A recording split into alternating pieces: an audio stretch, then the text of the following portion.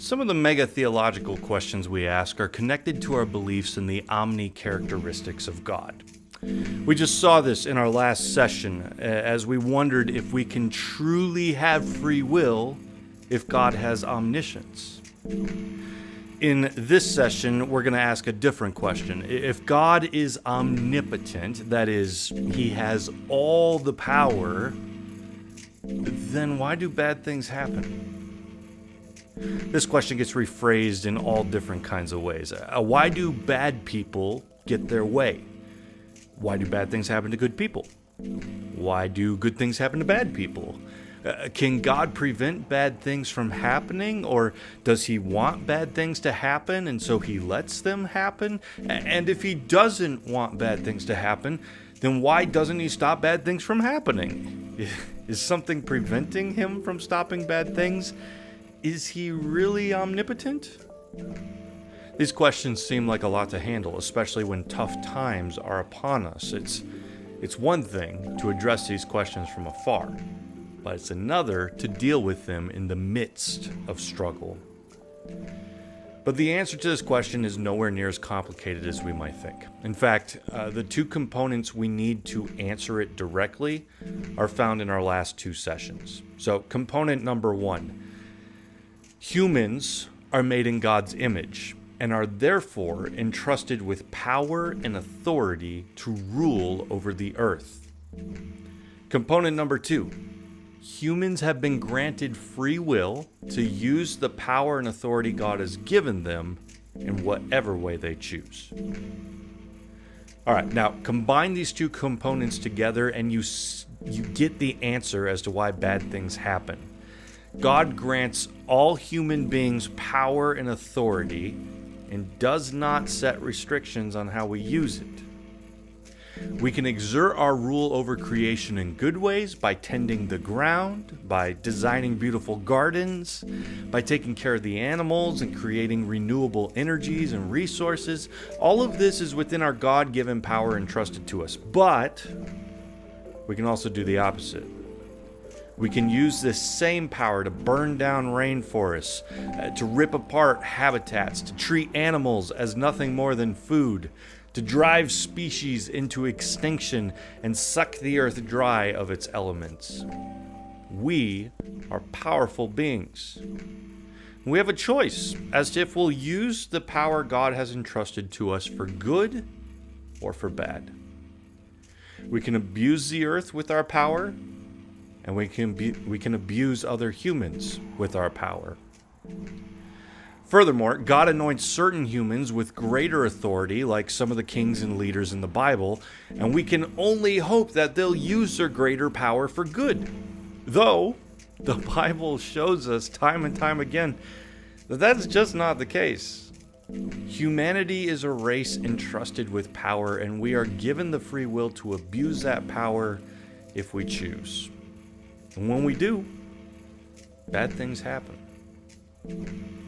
So again, we have to ask the question, if God has omnipotence, why doesn't he just stop all bad things from happening? Well, outside of the answer found in image and free will, I refer you to the title of this series we've been going through, God's Grand Framework.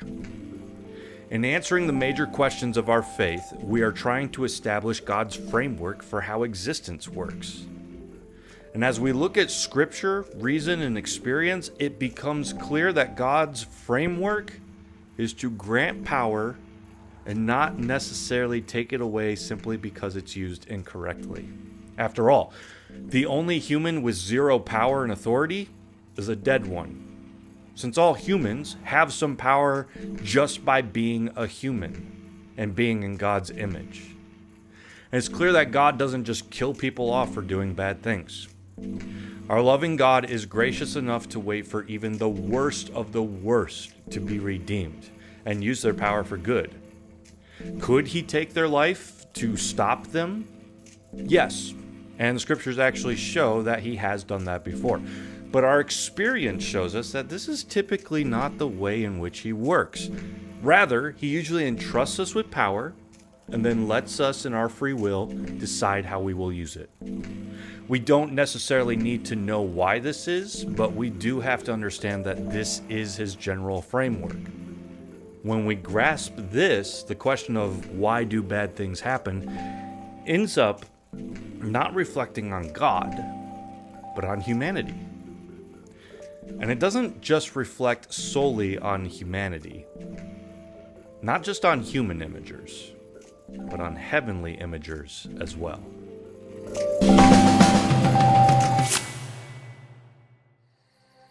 You'll recall from our first chapter that humans are not the only imagers in existence, for heavenly beings were also created in God's image.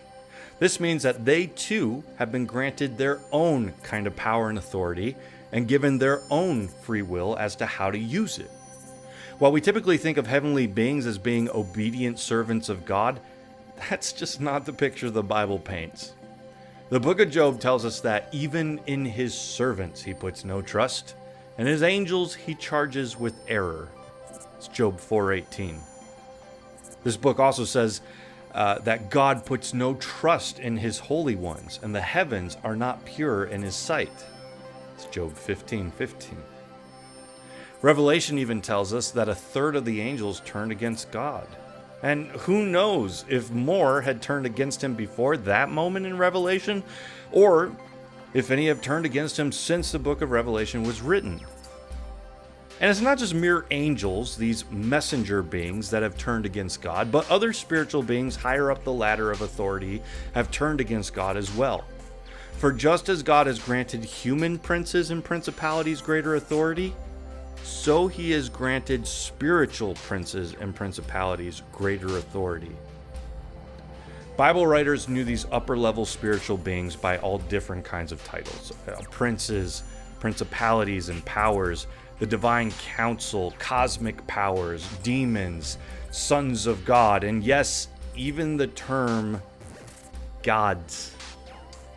Most people assume that since the false gods of the Bible are false, they are therefore not real. But that's not the picture the Bible gives us.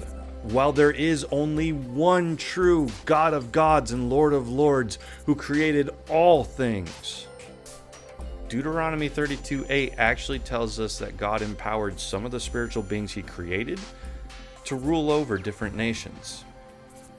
Daniel gives us a closer glimpse at these territorial authorities when he mentions the Prince of Greece and the Prince of Persia, which were fighting against God. Now, don't get confused here. The Bible completely teaches that there is only one God, Yahweh, who has created everything that exists, both in the physical realm and the spiritual realm.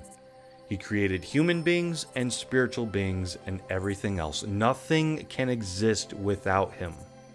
The little g false gods are nothing like the one and only true God. Not even close. But they also aren't nothing. Now you'd think that these gods would use their power and authority right because they're superior beings. Yet it seems that just as power can be a downfall for humanity, so it can also be a downfall for heavenly beings. Psalm 82 informs us that the whole of the divine council, the little g gods, are all fallen.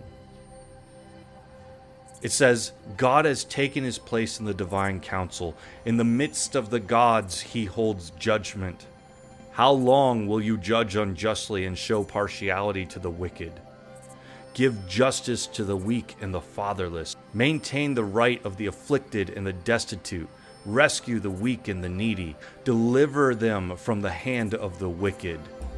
They have neither knowledge nor understanding. They walk about in darkness. All the foundations of the earth are shaken.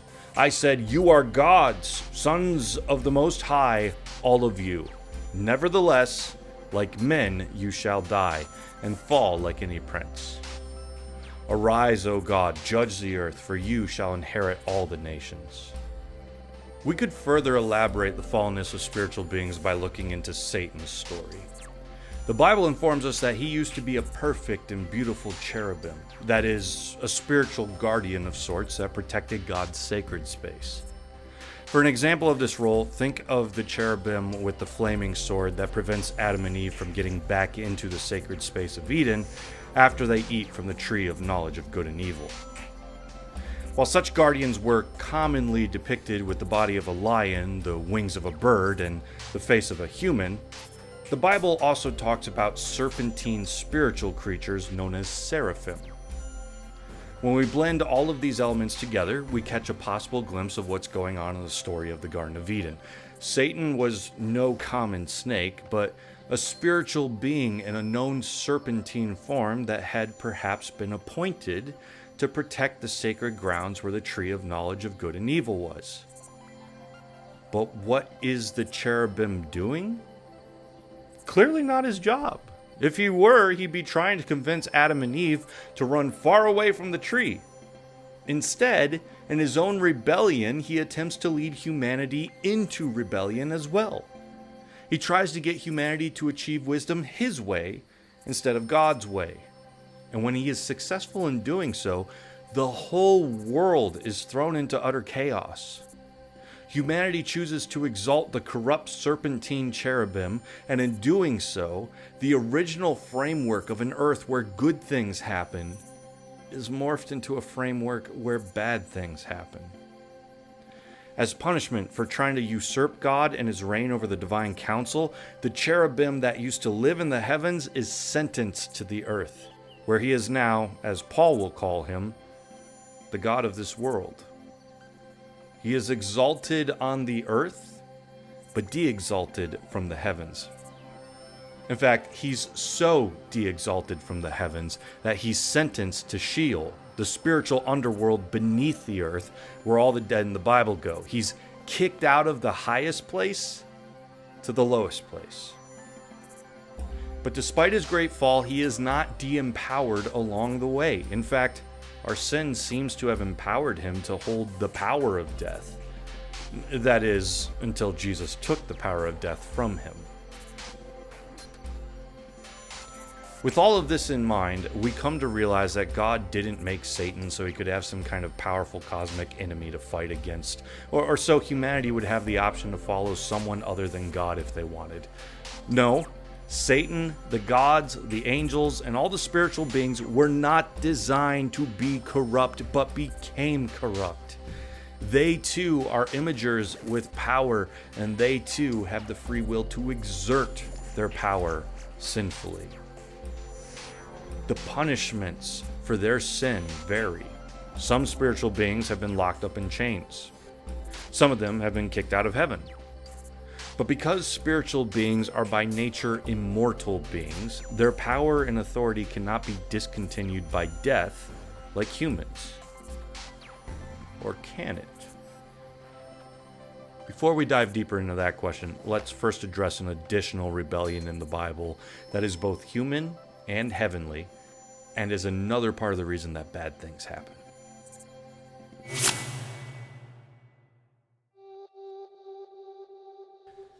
In Genesis 6, 1-4, we're told that some of the sons of God, that is, some of the heavenly imagers, decided to rebel against God in a rather surprising way. They used their free will to violate the order of God's grand framework and procreated with human women to create a new kind of race, a quasi-divine species of giants called the Nephilim. They were the descendants of human imagers and heavenly imagers. And they added a whole new level of free will rebellion into the earth. Though these giants are mentioned right before the time of Noah's flood, the Bible tells us that they still existed after the flood too. Part of the reason we miss this fact is because as their race grew, they took on new names. The Bible eventually identifies the giants not only as the Nephilim, but also as the sons of Anak / the Anakim, the Emim, the Rephaim, and the Zamzumim. We also see the Amorites described by the prophet Amos as having the height of cedars, showing us that some, though not all, of the Amorites were also known as giants. Likewise, it seems that a few giants were dispersed throughout the human clans of the Amalekites, Hittites, Jebusites, Canaanites, and Philistines.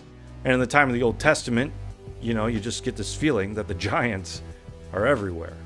It's strange that we should miss all this because these giants are standing right in Israel's way, for they inhabit the Holy Land that God promised his people they would move into.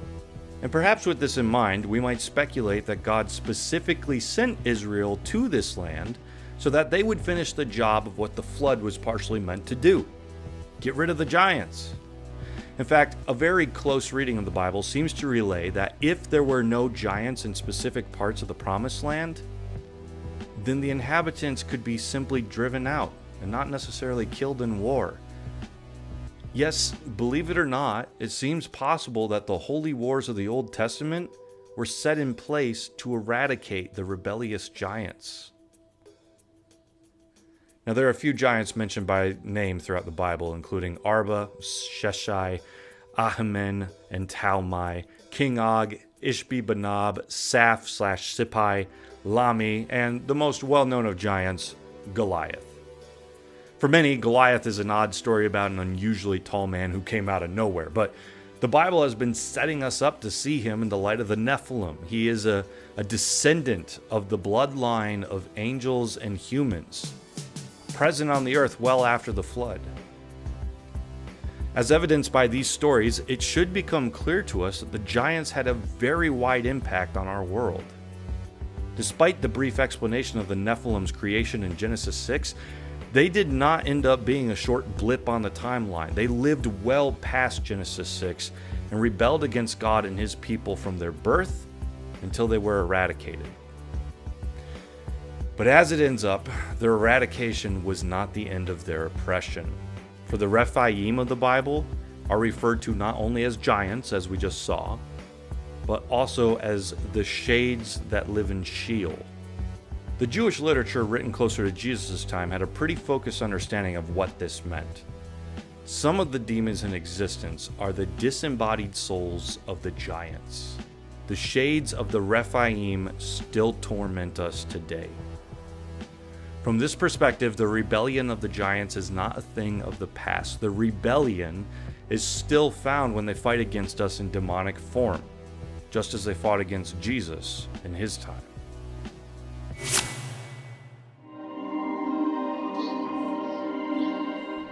So, why do bad things happen? The answer is found in the fact that the world has been corrupted in every possible way. In the physical realm, humanity has taken their God-given authority and used it to rebel against him.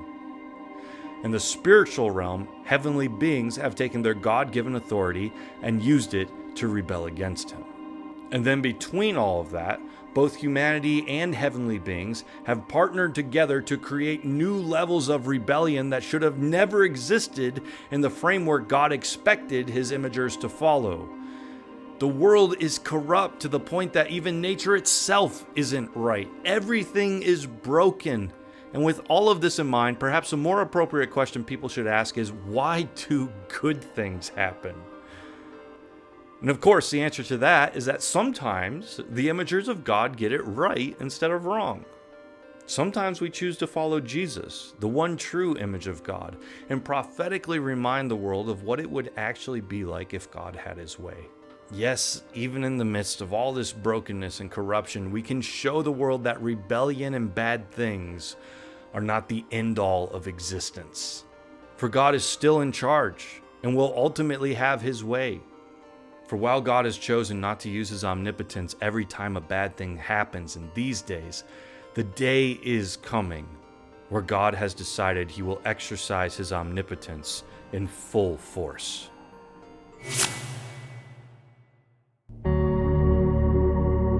At the end of this phase of existence will come what the prophets called the day of the Lord. This is the day that God will use his omnipotence to snuff out evil once and for all. He has heard our questions about how long bad things must continue to happen before he does something, and he has responded that the day will eventually come. On that day, all imagers that have ever existed throughout history will be examined and judged to see if they are granted the right to live on in a remade earth where only good happens and bad things are a distant memory. Those who are welcome to enter this new world will be those who have given their lives to Jesus. Why? because sin will not be tolerated there, for sin is why bad things happen. And in order for sin to not make its way into that new world, we need to, 1, be forgiven of our previous sins, which Jesus will do if we follow him, and 2, receive the Holy Spirit that empowers us to live good lives free of sin. Right now, we can experience that in some capacity, but when the day of the Lord comes, we'll be given a new kind of resurrected body that will conform us to the image of Jesus and free us of sin in its entirety. Don't be confused. We won't live perfect lives because God took away our free will, but just the opposite. We will live perfect lives because in this phase of human history, we used our free will to ask God to make us perfect. On the day of the Lord, he will answer this desire in our hearts and get rid of the sin in us once and for all. He will slay the beast that constantly tries to seduce us, and we will continue on with the resurrected free will that can no longer fall prey to sin. Bad things will not always happen, and God in his omnipotence guarantees it. All that is wrong with the earth will be done away with, and only his Son and all who look like his Son will remain. This is the future of the Christian.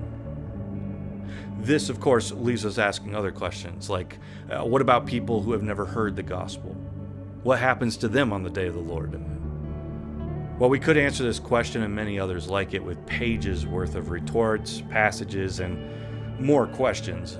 I instead want to give a moral answer for now in hopes that it might satisfy us. In asking this question, our fear is really about God's character, is it not? Our concern is that God might be immoral in his judgments, and so we want a laid out system that we can use to assess his judgments and his character and predetermine the results of who gets in these gray areas. It helps me to rest in the fact that God cannot sin or cast bad or inappropriate or immoral judgment on anyone. In his omniscience, he judges us with every last single thing we've ever done or didn't do in mind. Another thought I try to keep in the forefront of my mind is that Jesus is our ultimate judge.